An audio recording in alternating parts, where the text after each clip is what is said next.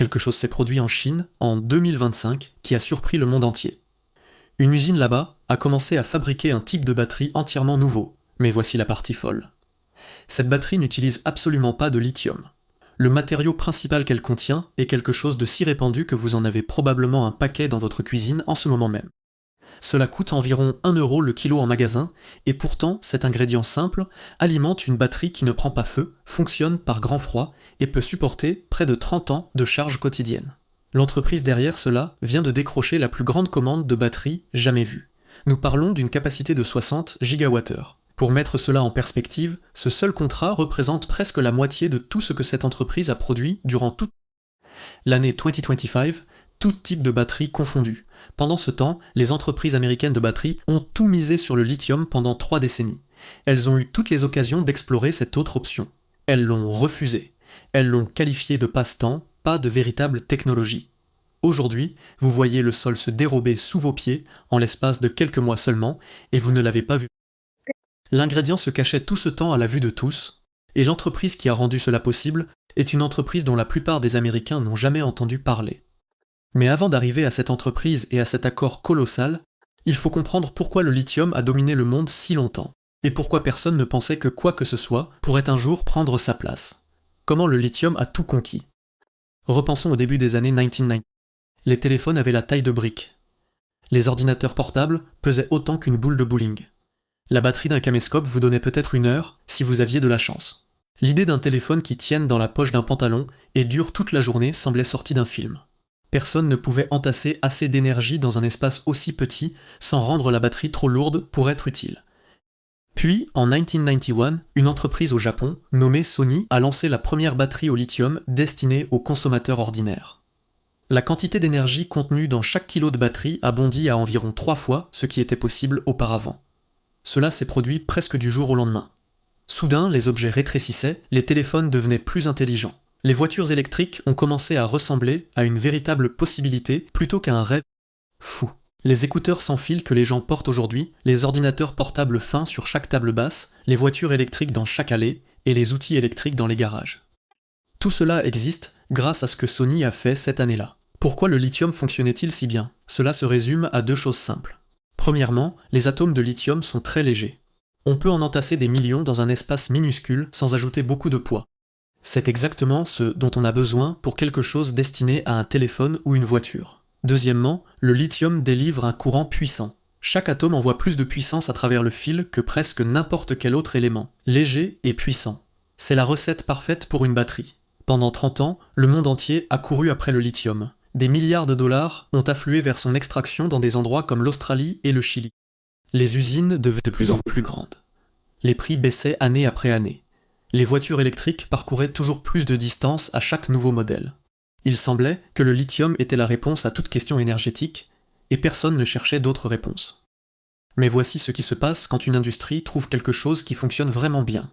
Les responsables cessent de se demander s'il pourrait exister quelque chose de meilleur. Dans les laboratoires américains de batterie, remettre en question le lithium, c'était comme remettre en question la gravité. Personne ne voulait l'entendre. L'argent affluait. Les usines tournaient, les voitures se vendaient. Pourquoi perturber une bonne chose? Cet état d'esprit a exactement préparé le terrain pour ce qui allait suivre.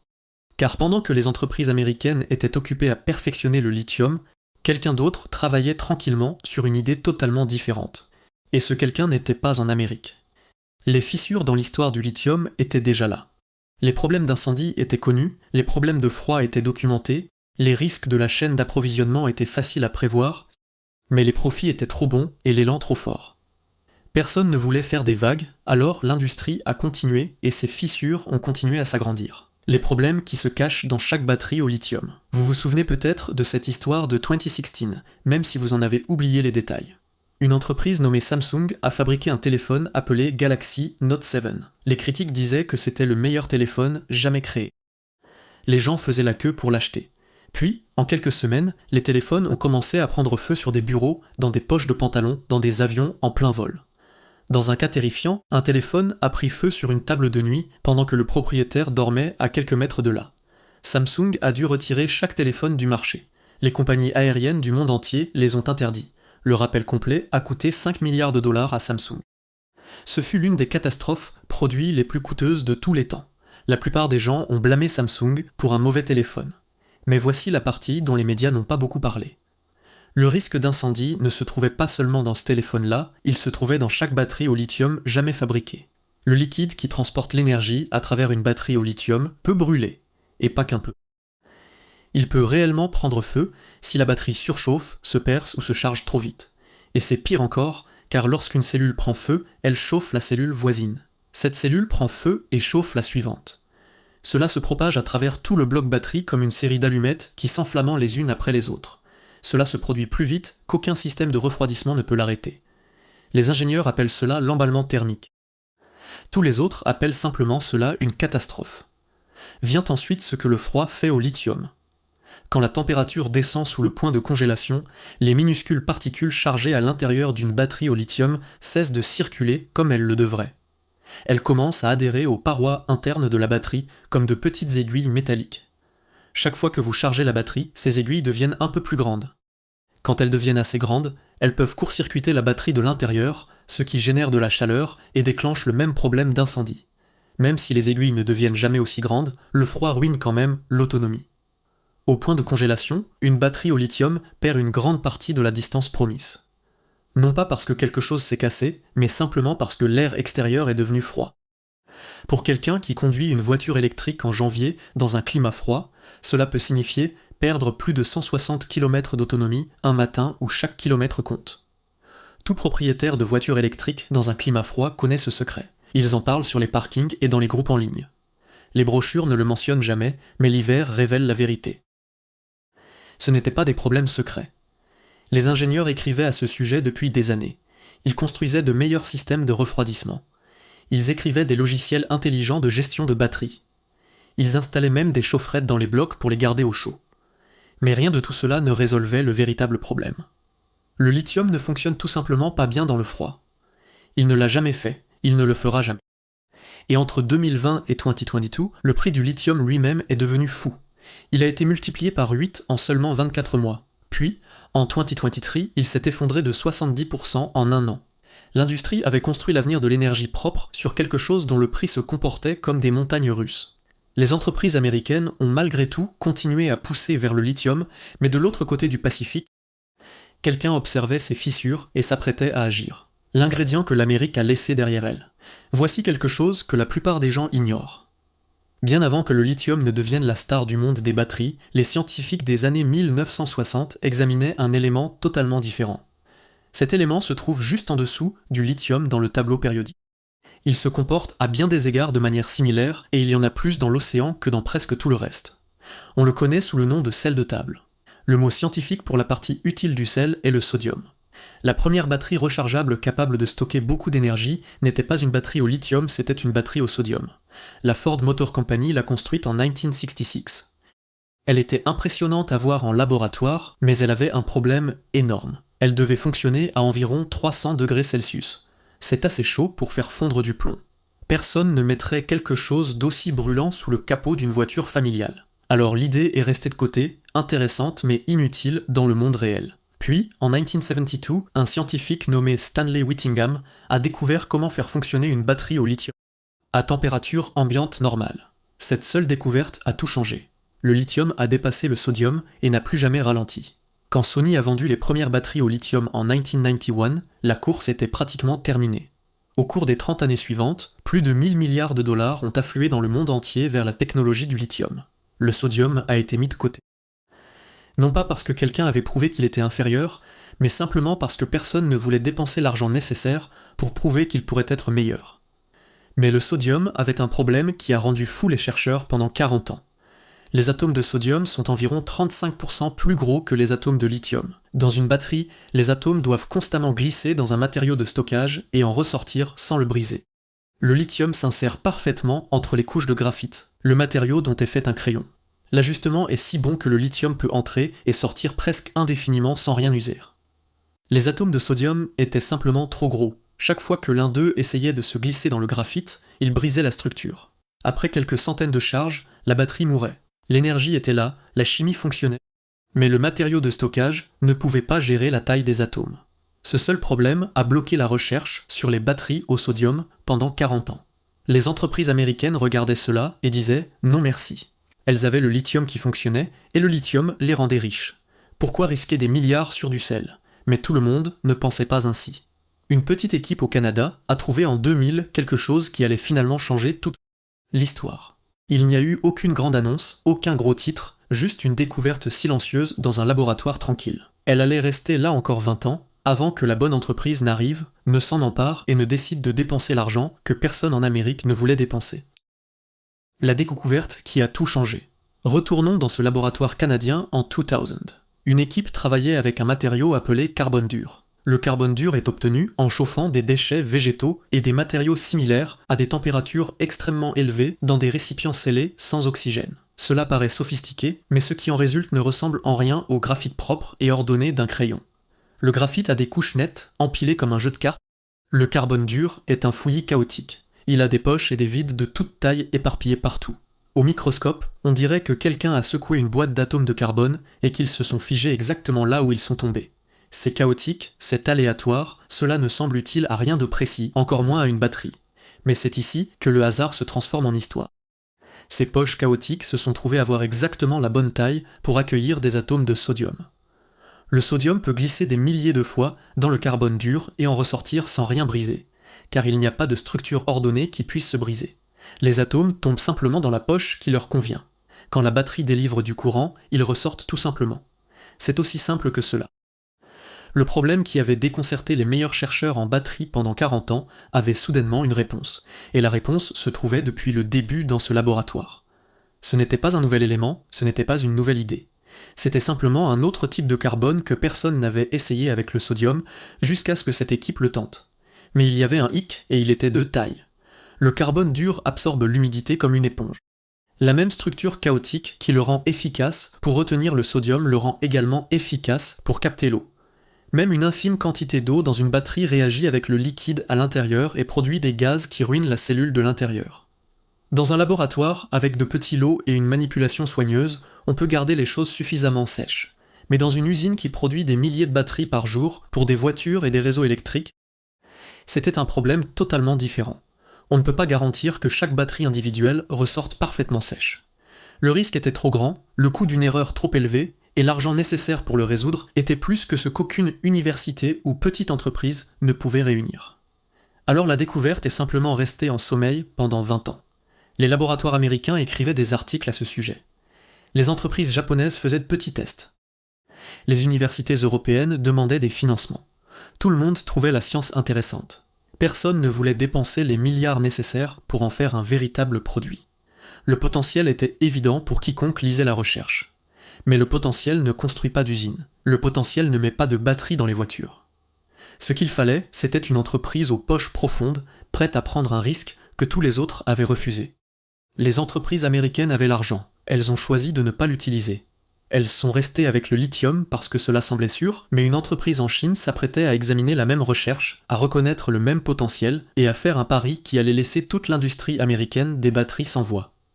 Comment une entreprise chinoise a gagné en silence? L'entreprise s'appelle CATL, de son nom complet Contemporary Amperex Technology Company Limited.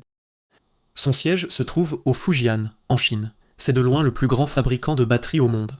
Mais si vous arrêtiez des gens dans la rue dans n'importe quelle ville américaine et leur demandiez ce qu'est CATL, la plupart n'en auraient aucune idée. Vers 2015, CATL a pris une décision qui paraissait complètement folle pour tout observateur extérieur. Ils ont décidé de dépenser environ 1,5 milliard de dollars sur 10 ans pour résoudre le problème du carbone dur. Les entreprises américaines de batteries mettaient leur argent dans le lithium, construisaient des usines plus grandes et rendaient le lithium flèche moins cher. CATL a mis de l'argent dans quelque chose que le reste du monde avait balayé comme un projet scientifique. Puis ils ont commencé à résoudre les problèmes un par un. Leur première grande solution a consisté à modifier la surface du carbone dur pour qu'elle repousse l'eau au lieu de l'attirer. Les parties du matériau qui absorbaient naturellement l'humidité ont été modifiées pour se comporter davantage comme un imperméable, laissant simplement l'eau glisser dessus. Leur deuxième solution a consisté à contrôler la taille des minuscules poches dans le carbone dur avec une précision incroyable. Des poches trop petites ne pouvaient pas contenir assez de sodium pour bien stocker l'énergie. Des poches trop grandes gaspillaient de l'espace. Obtenir la bonne taille encore et encore, à travers des millions de batteries, a coûté des années de travail et de l'argent que personne d'autre ne voulait risquer. Le résultat est une batterie que Seattle appelle Naxtra. Ce qu'elle accomplit a surpris même les gens qui suivent cette histoire depuis des années. Dans une véritable voiture électrique, la Naxtra offre plus de 500 km d'autonomie sur une seule charge. On atteint 80% de charge en seulement 15 minutes. Ce ne sont pas des chiffres de banc d'essai. C'est une batterie qui est actuellement fabriquée en grande quantité et livrée à de véritables clients. La durée de vie, c'est une toute autre histoire. La Naxtra peut supporter plus de 10 000 cycles complets de charge avant de commencer à décliner. C'est environ 3 fois plus long que les batteries au lithium avec lesquelles elle est en concurrence. Si vous chargiez cette batterie une fois chaque jour, elle fonctionnerait encore après 27 ans. Le temps que la batterie s'use, la voiture qui l'entoure aura probablement été recyclée 2 fois. Et puis il y a la performance dans le froid. C'est là que le sodium passe d'impressionnant à tout simplement embarrassant pour le lithium.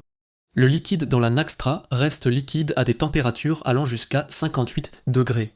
C'est plus froid que la température la plus basse jamais mesurée sur le continent en Alaska. À 40 degrés, la batterie conserve encore 90% de sa pleine capacité de charge. Relisez ce chiffre, 90% par un temps qui rendrait une batterie au lithium presque inutilisable. Pour les personnes qui conduisent des voitures électriques dans les régions froides, ce n'est pas une petite amélioration. C'est la différence entre une voiture qui fonctionne tout l'hiver et une voiture qui reste simplement immobile pendant 4 mois. Et puis il y a le prix. C'est peut-être le chiffre le plus important de toute cette histoire. CATL fabrique des cellules au sodium pour environ 19 $ le kilowattheure. Les cellules au lithium coûtent entre 55 et 70 $ le kilowattheure. Ce n'est pas une petite différence. C'est une batterie environ 3 fois moins chère, actuellement fabriquée à pleine échelle pour de véritables clients. C'est la batterie qui a décroché ce contrat de 60 gigawattheures. Et c'est pourquoi les entreprises américaines essaient maintenant de comprendre ce qui vient de se passer. Pourquoi l'Amérique a raté le coche.